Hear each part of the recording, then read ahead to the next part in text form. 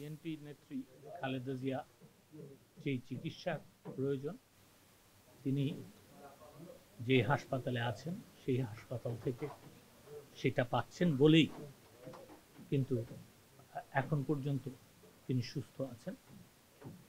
তার যেই সব অসুখ আছে সেগুলি কিছু কয়েকটা আছে যেগুলি সারার মতো না, এবং সেটাকে ট্রিটমেন্ট করে সেটাকে কমিয়ে রাখতে হবে, সেই জন্য তাকে সেটা করা হচ্ছে।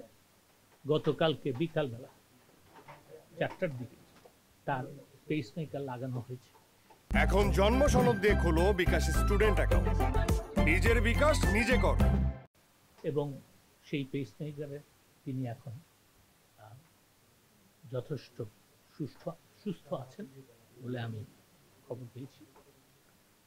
তো সেই ক্ষেত্রে তিনি সুচিকিৎসা পাচ্ছেন না। এবং আরেকটা কথা বলতে হবে যে যখন এরা এখানকার যারা চিকিৎসক তারা মনে করেছিলেন বাইরের থেকে চিকিৎসক এনে তার কিছু চিকিৎসা করতে হবে, তখন সরকার কিন্তু সেই পারমিশন অনুমতি দিতে কার্পণ্য করেন নাই। আমি তখনও সঙ্গে সঙ্গে অনুমতি দিয়েছি। তো যারা এই কথা বলছেন যে আমার জন্য চিকিৎসা পাচ্ছেন না, তারা নিজেকে হাস্যস্কর করছেন।